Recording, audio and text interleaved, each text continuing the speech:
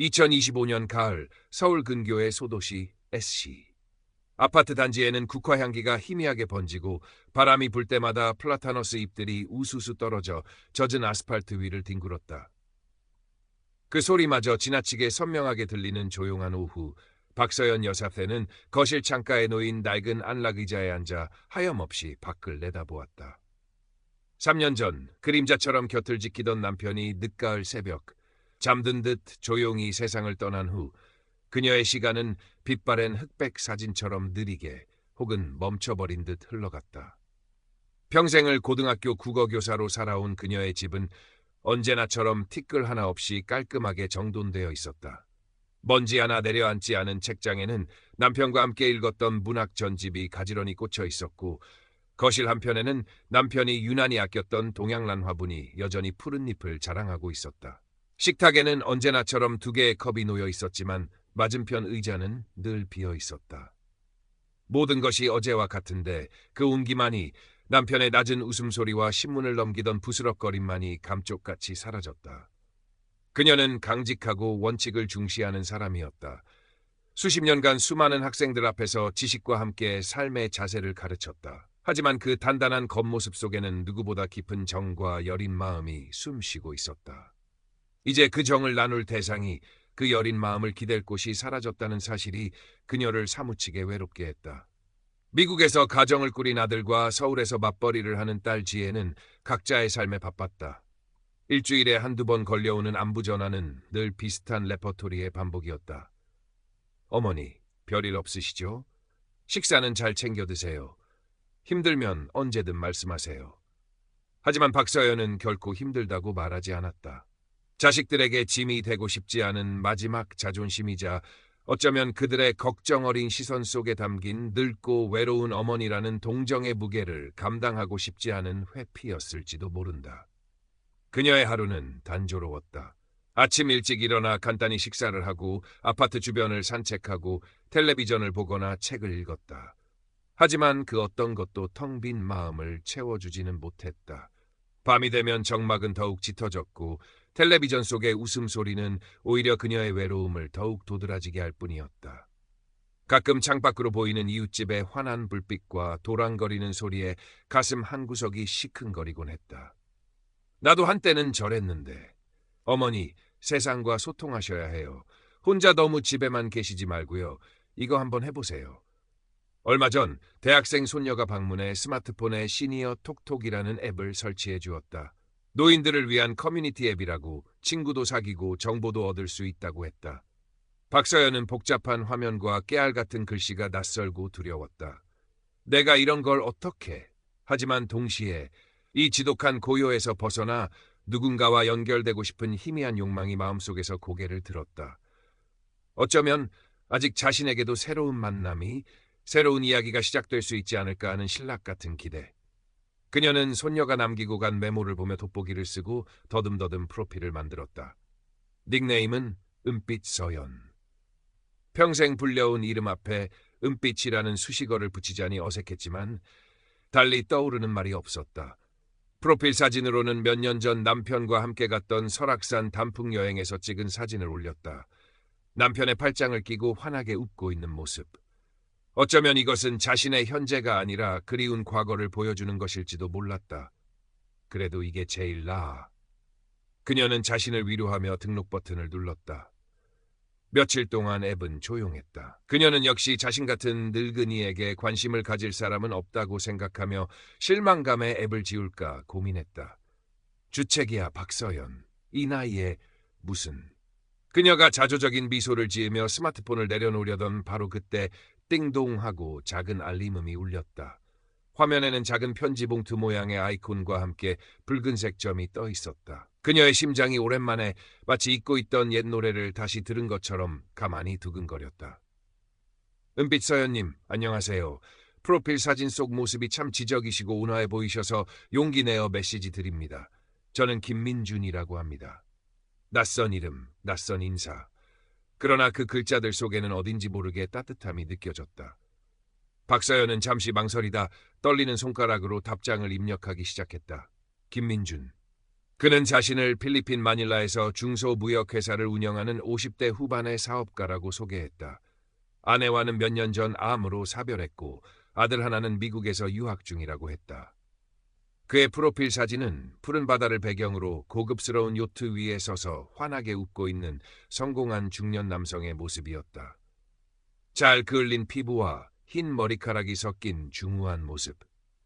무엇보다 신뢰감 가는 눈빛과 부드러운 미소가 인상적이었다. 박서연은 자신도 모르게 사진을 몇 번이고 확대해 보았다. 저런 눈빛을 가진 사람이라면 분명 좋은 사람일 것이라고 막연히 생각했다. 그들의 대화는 서툴게 시작되었지만 놀랍도록 빠르게 깊어졌다. 김민주는 박서연의 지성과 경험을 존중해 주었다. 그녀가 평생 가르쳐온 문학작품에 대해 이야기하면 그는 마치 오래전부터 알고 있었다는 듯 깊은 공감을 표했다. 서연님께서 좋아하시는 박목월 시인의 나그네, 저도 참 좋아합니다. 강나루 건너서 밀밭길을 구름에 달 가듯이 가는 나그네, 마치 제 처지를 이야기하는 것 같아 가슴이 뭉클해지곤 합니다. 그는 박서연이 교사였다는 사실에 큰 존경심을 표하며 그녀의 가르침을 받고 싶다고 했다. 그녀가 젊은 시절의 추억이나 남편과의 소소한 일상을 이야기하면 그는 마치 옆에서 듣고 있는 듯 진지하게 귀 기울여 주었다. 그는 자신의 사업 이야기, 타국에서의 외로움, 그리고 미래에 대한 꿈을 솔직하게 털어놓았다.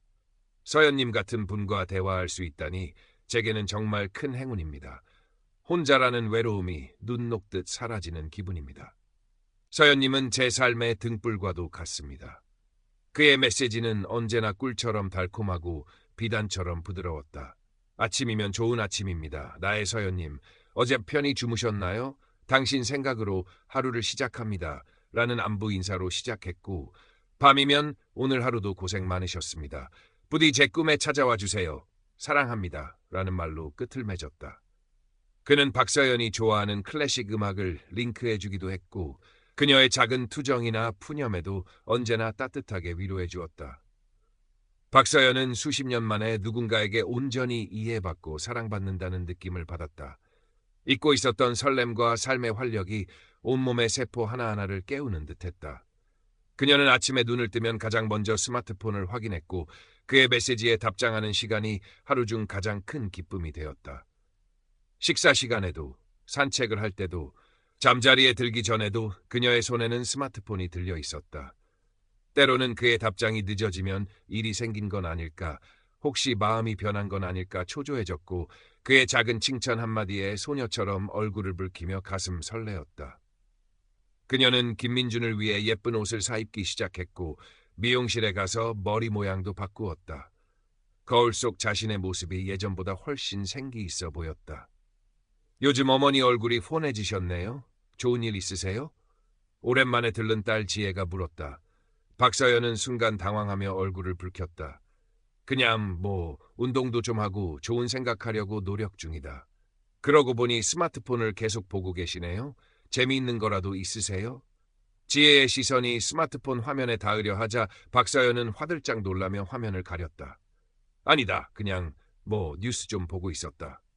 지혜는 어머니의 어색한 행동과 과도한 스마트폰 사용이 신경 쓰였지만 외로움을 달래는 방편이려니 혹은 동년배 친구들과 소통하는 것이려니 긍정적으로 생각하고 깊이 묻지 않았다.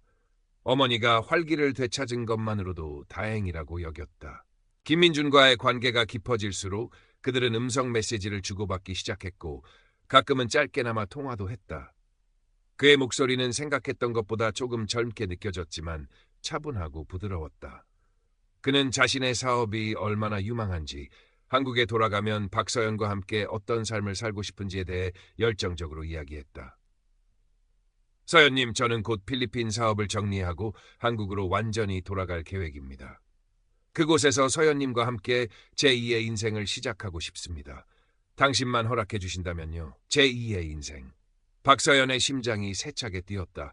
이 나이에 다시 사랑을 시작할 수 있을까? 행복해질 수 있을까? 두려움과 설렘이 교차했다. 어느 날 김민주는 평소보다 조금 침울한 목소리로 음성 메시지를 남겼다. 서연님, 드릴 말씀이 있습니다. 사실 요즘 사업에 작은 문제가 생겼습니다. 필리핀 세관에 중요한 물건이 묶여서 통관 절차가 지연되고 있습니다. 급하게 자금이 좀 필요한데 현지에서는 자금 융통이 쉽지 않네요. 혹시 아주 소액이라도 도움을 주실 수 있을까요? 물론 최대한 빨리 갚겠습니다. 이것만 해결되면 한국으로 가는 계획도 앞당길 수 있습니다. 박서연은 망설였다. 평생 누구에게 돈을 빌려본 적도 빌려준 적도 없었다. 더구나 얼굴도 보지 못한 사람에게 그것도 해외로 돈을 보낸다는 것은 상식적으로 이해하기 어려운 일이었다. 하지만 그의 간절한 목소리와 서연님 외에는 이런 부탁을 할 곳이 없다는 말, 그리고 무엇보다 이것만 해결되면 한국으로 갈 수 있다는 희망적인 약속에 마음이 흔들렸다. 그가 얼마나 힘들까? 내가 도와주지 않으면 누가 도와주겠어? 이건 투자가 아니라 사랑하는 사람을 돕는 일이야. 그녀는 자신을 합리화하며 쌈짓돈을 모아둔 통장에서 50만 원을 찾아 그의 계좌로 송금했다.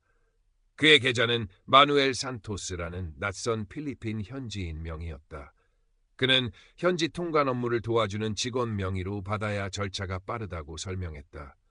정말 감사합니다, 서연님. 이 은혜는 평생 잊지 않겠습니다. 당신은 저의 구원자입니다.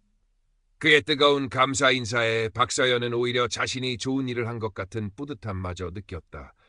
그것이 자신을 워가멜 은빛 거미줄의 첫 가닥이라는 것을 그녀는 꿈에도 알지 못했다. 첫 번째 송금은 시작에 불과했다. 마치 댐의 작은 균열이 걷잡을 수 없이 커지듯 김민준의 요구는 점점 더 잦아지고 대담해졌다. 직원들 월급이 밀려서 면목이 없다. 갑자기 아들이 교통사고를 당해 급하게 병원비가 필요하다. 한국에서의 사업 기반을 마련하기 위한 좋은 투자 기회가 생겼는데 초기 자금이 부족하다 등 이유는 끝도 없이 이어졌다. 그는 언제나 곧 필리핀 사업체 매각 대금이 들어오는 즉시 몇 배로 갚겠다고 약속했고 이것은 우리 둘의 행복한 미래를 위한 투자라고 속삭였다. 서연님, 제가 한국으로 돌아가면 가장 먼저 당신을 찾아뵙겠습니다. 그리고 세상에서 가장 아름다운 반지와 함께 청혼할 겁니다. 당신과 함께라면 남은 인생이 얼마나 행복할까요? 작은 정원이 있는 집에서 함께 책 읽고 음악을 듣고 손잡고 산책하는 삶, 상상만 해도 가슴이 뜁니다. 우리의 미래, 그 달콤한 환상은 강력한 마약과도 같았다. 박서연은 이성의 끈을 놓아버렸다. 그녀는 남편이 남긴 얼마 안 되는 유산, 평생 교직 생활을 하며 알뜰살뜰 모은 적금을 차례로 해지했다. 심지어 딸 지혜 몰래 보험 약관 대출까지 받았다. 그녀는 은행 창구에서 수백만 원, 수천만 원에 달하는 돈을 송금하며 손을 떨었지만 스마트폰 액정 속 김민준의 다정한 미소와 그가 그려주는 장밋빛 미래를 떠올리며 애써 불안감을 억눌렀다. 그녀는 김민준에게 거의 5억 원에 달하는 그녀의 전 재산과도 같은 돈을 보냈다. 돈이 송금될 때마다 그는 더욱더 열렬한 사랑 고백과 감사 인사로 그녀를 안심시켰다. 때로는 당신을 닮아 눈이 예쁜 우리 손주라며 인터넷에서 도용한 금발의 아이 사진을 보내기도 했다. 박서연은 그 사진을 보며 자신에게도 이런 행복이 찾아올 수 있다는 생각에 눈물을 흘렸다. 그녀는 이미 그를 남편으로, 그의 아들을 아들로, 그의 손주를 손주로 여기고 있었다. 하지만 그에게 돈이 오가면서 박서연의 마음속에도 의심의 그림자가 짙게 드리워지기 시작했다. 그는 왜 한 번도 제대로 된 영상통화를 하지 않는 걸까? 연결이 불안정하다는 핑계로 그의 얼굴은 늘 흐릿하거나 화면이 깨졌고 결정적인 순간에는 어김없이 통화가 끊겼다. 그의 목소리는 분명 한국인이었지만 가끔 억양이 이상하게 들릴 때가 있었다. 그는 왜 항상 필리핀 현지인 명의의 그것도 매번 다른 사람의 계좌로 돈을 받으려 하는 걸까? 왜 정식으로 사업 자금을 투자받지 않고 자신에게 개인적으로 손을 벌리는가? 박서연이 이런 의문을 조심스럽게 제기할 때마다 김민주는 능숙하게 화제를 돌리거나 오히려 깊은 상처를 받은 듯 서운함을 표하며 그녀를 감정적으로 몰아붙였다. 서연님, 어떻게 저를 그렇게 의심하실 수 있습니까? 제가 얼마나 당신을 믿고 의지하는데 제 진심을 몰라주시니 너무 가슴이 아픕니다. 정녕 저를 믿지 못하신다면 이 관계는 더 이상 의미가 없습니다. 그의 말에 박서연은 가슴이 철렁 내려앉았다. 그를 잃을지도 모른다는 두려움이 모든 의심을 압도했다. 그녀는 오히려 자신이 그에게 상처를 주었다는 죄책감을 느꼈고 서둘러 사과하며 자신의 의심을 애써 억눌렀다. 내가 너무 예민한 거야. 그는 외로운 타국에서 힘들게 사업하는 사람이야. 내가 그를 믿고 지지해줘야 해. 그녀는 스스로를 다독이며 그가 만들어 놓은 환상 속으로 더욱 깊이 빠져들었다. 한편 딸 지혜의 불안감은 극에 달하고 있었다. 우연히 어머니의 통장 거래 내역서를 보게 되었는데 지난 몇 달간 수억 원에 달하는 돈이 알 수 없는 해외 계좌로 빠져나간 것을 발견한 것이다. 어머니, 도대체 이 돈 다 어디에 쓰신 거예요? 혹시 무슨 일 있으세요? 누구한테 협박이라도 당하시는 거예요? 박지혜가 눈물을 글썽이며 다그치자 박서연은 오히려 얼굴을 굳히며 버럭 화를 냈다. 네가 상관할 일 아니다. 내가 내 돈 쓰는데 무슨 문제라도 있느냐. 다 장래를 위한 투자다. 장래를 위한 투자요? 어떤 투자인데요? 설마 인터넷에서 만난다는 그 남자한테 보내는 거 아니에요? 어머니, 그 사람 사기꾼일지도 몰라요.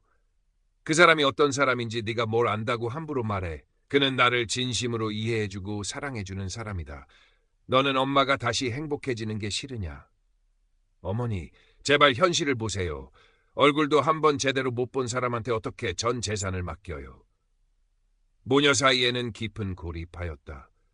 박서연은 딸의 걱정을 자신에 대한 불신과 간섭으로 여겼고 박지혜는 어머니가 걷잡을 수 없는 사기의 늪에 빠져들고 있다는 확신을 굳혔다.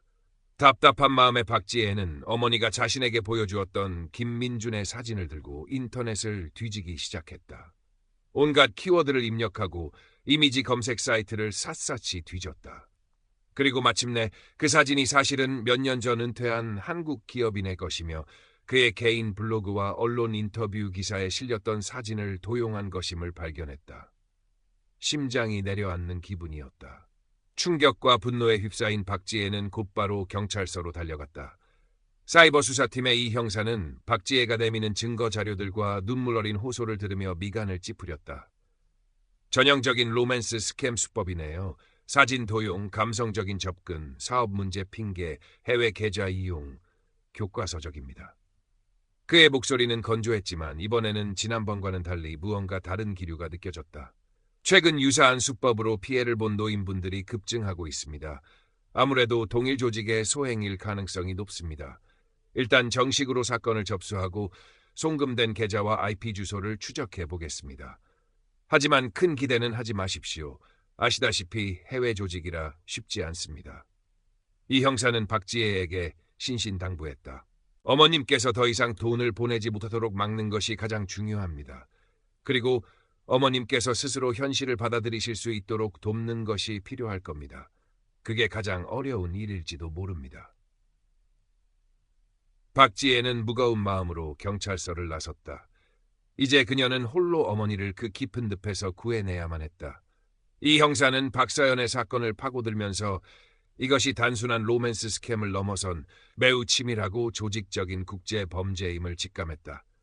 박서연이 송금한 계좌들은 필리핀 마닐라의 여러 현지인 명의로 분산되어 있었고 돈이 입금되는 즉시 여러 단계를 거쳐 세탁된 후 사라졌다.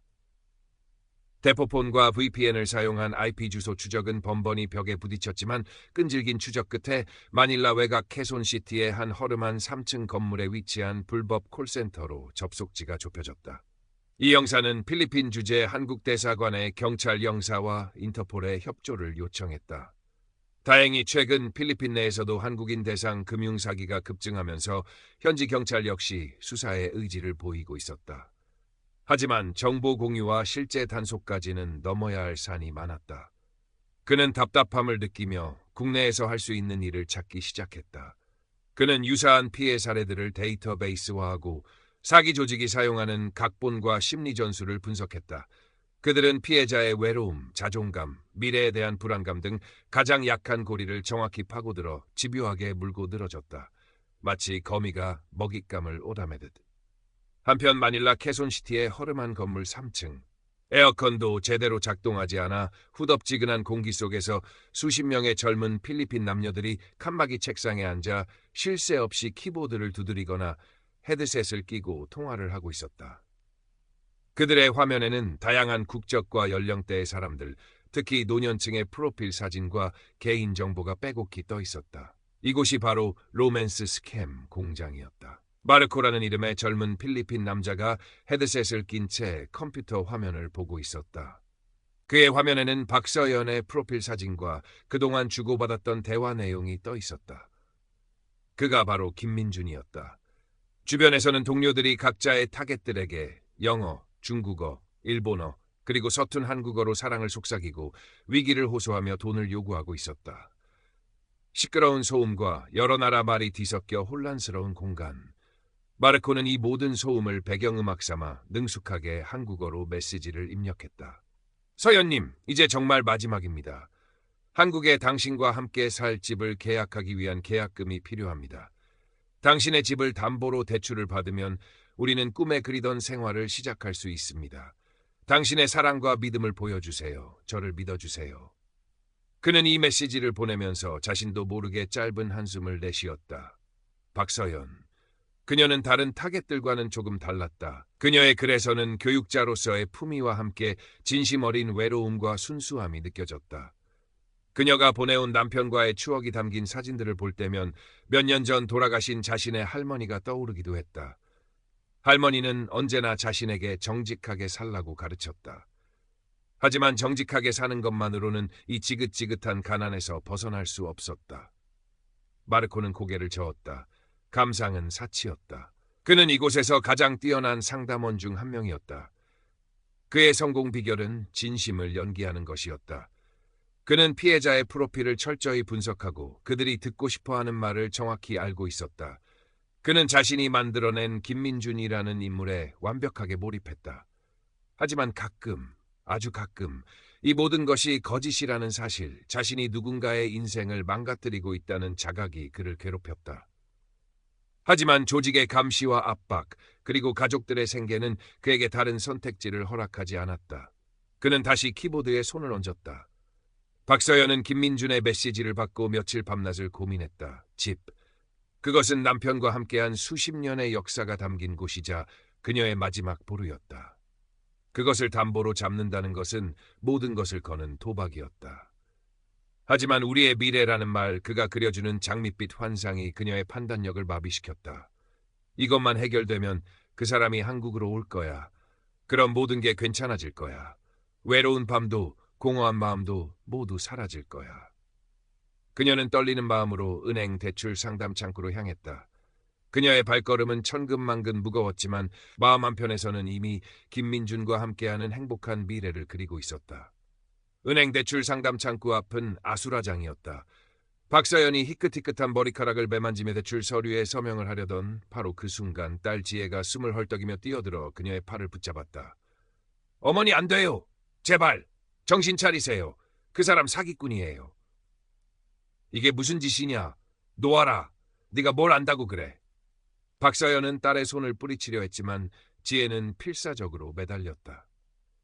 제가 다 알아봤어요. 그 사람 사진도 가짜고 필리핀에 있는 사기 조직이라고요. 경찰에서도 확인했어요. 은행 직원들과 주변 사람들이 수군거리며 쳐다봤지만 지혜는 아랑곳하지 않았다. 박서연은 딸의 말을 믿을 수 없었다. 아니, 믿고 싶지 않았다. 지난 몇 달간 자신의 삶을 지탱해준 유일한 희망을, 사랑을 부정하는 딸이 원망스러웠다. 거짓말! 네가 뭘 알아? 너는 엄마가 다시 행복해지는 게 그렇게 싫으냐? 어머니, 제발 현실을 보세요. 얼굴도 한번 제대로 못 본 사람한테 어떻게 전 재산을 집까지 넘겨요. 모녀의 격렬한 실랑이가 벌어지던 그때 지혜의 휴대전화가 다급하게 울렸다. 이 형사였다. 지혜는 떨리는 손으로 전화를 받아 스피커폰으로 전환했다. 박지혜 씨, 지금 어머니 어디 계십니까? 방금 필리핀 경찰과 공조해서 그 콜센터를 급습했습니다. 현장에서 김민준이라는 이름으로 한 조직원의 컴퓨터와 통화 기록 일부를 확보했습니다. 박서연 여사님, 집 담보 대출 다 그들의 각본에 있었습니다. 당장 막으셔야 합니다. 이 형사의 다급한 목소리가 은행 로비에 울려 퍼졌다. 박서연의 얼굴이 새하얗게 질렸다. 그녀의 손에서 대출 서류가 힘없이 떨어져 나갔다. 주변의 웅성거림이 멀게만 느껴졌다. 아니야, 아닐 거야. 민준 씨가 그럴 리가 없어. 그녀는 마지막 희망을 붙잡고 부들부들 떨리는 손으로 스마트폰을 들어 김민준에게 영상 통화를 걸었다. 그가 직접 아니라고 말해주면 그럼 믿을 수 있을 거야. 신호음이 몇 번 울린 후 화면에 김민준의 얼굴이 나타났다. 하지만 평소보다 더 흐릿하고 어색했다. 그의 입모양과 목소리가 미묘하게 맞지 않았다. 배경은 마치 조악하게 합성된 사진처럼 부자연스러웠다. 아마도 사기 조직이 미리 준비해둔 녹화 영상을 틀고 있는 것이리라. 서연님, 무슨 일입니까? 제가 지금 아주 중요한 회의 중이라 길게 통화하기 어렵습니다. 그의 목소리는 평소처럼 다정했지만 어딘지 모르게 기계적이었다. 민준 씨, 지금 정말 회의 중이에요? 당신 정말 필리핀에 있는 거 맞아요? 나한테 보낸 돈 정말 사업에 쓰는 거 맞아요? 경찰에서 당신이 사기꾼이라고 하는데 사실인가요? 박서연의 목소리는 갈라지고 떨렸다. 그녀의 날카로운 질문에 화면 속 남자의 얼굴이 순간적으로 당황하는 기색을 보였다. 그는 무언가 변명하려 했지만 그 순간 화면이 갑자기 꺼져버렸다. 통화 연결이 불안정합니다. 라는 차가운 메시지만 남았다. 고요했다. 세상의 모든 소음이 사라진 듯했다. 박서연은 스마트폰을 든 채 그 자리에 얼어붙었다. 수십 년간 쌓아온 그녀의 세계가, 그녀가 마지막으로 붙잡으려 했던 희망이 한순간에 와르르 무너져 내리는 소리가 들리는 듯했다. 쨍그랑. 스마트폰이 그녀의 힘없는 손에서 미끄러져 차가운 대리석 바닥에 부딪히며 산산조각났다. 액정 위로 떠있던 김민준의 다정한 미소도 함께 부서져 내렸다. 그녀의 눈에서 뜨거운 눈물이 봇물처럼 터져나왔다. 그것은 사랑의 배신감, 평생 모은 돈을 잃었다는 허망함, 그리고 무엇보다 자기 자신에 대한 깊은 자책감과 수치심의 눈물이었다. 그녀는 그 자리에 주저앉아 마치 길 잃은 아이처럼 서럽게 오열했다. 딸 지혜가 그녀를 부둥켜 안았다. 어머니의 가질픈 어깨가 가늘게 떨리고 있었다. 마닐라의 콜센터. 급습한 경찰들에게 끌려나가던 마르코는 잠시 복도를 지나치다 창밖을 보았다. 잿빛 하늘 아래 가난하지만 평화로워 보이는 거리. 그는 순간적으로 아주 잠시 자신에게도 저런 평범한 삶이 가능했을까 생각했다. 하지만 이내 고개를 숙였다. 이미 너무 멀리 와버렸다. 그의 손목에는 차가운 수갑이 채워지고 있었다. 그가 뿌린 은빛 거미줄은 결국 그 자신마저 묵아매고 말았다. 모든 것이 무너져 내린 후 박서연은 깊은 절망의 늪에서 허우적거렸다. 그녀는 며칠 동안 식음을 전폐하고 어두운 방 안에 틀어박혀 지냈다. 사기를 당했다는 금전적 손실보다 평생을 현명하고 강직하게 살아왔다고 자부했던 자신이 그토록 어리석었다는 자책감과 믿었던 사람에게 철저히 기만당했다는 인간적인 배신감이 그녀를 더욱 고통스럽게 했다. 깨진 스마트폰 조각처럼 그녀의 자존심과 세상에 대한 신뢰도 산산조각났다. 밤이면 잠을 이루지 못했고 낮에는 멍하니 창밖만 바라보았다. 살아갈 이유를 잃어버린 듯했다. 이 형사가 찾아와 수사 경과를 설명해 주었다. 필리핀 경찰과의 공조로 마르코를 포함한 일부 조직원들이 검거되었지만 총책과 자금 세탁책 등 핵심 인물들은 이미 자취를 감춘 후였다. 피해 금액은 이미 여러 나라의 계좌로 흩어져 회수는 사실상 불가능하다는 것이었다.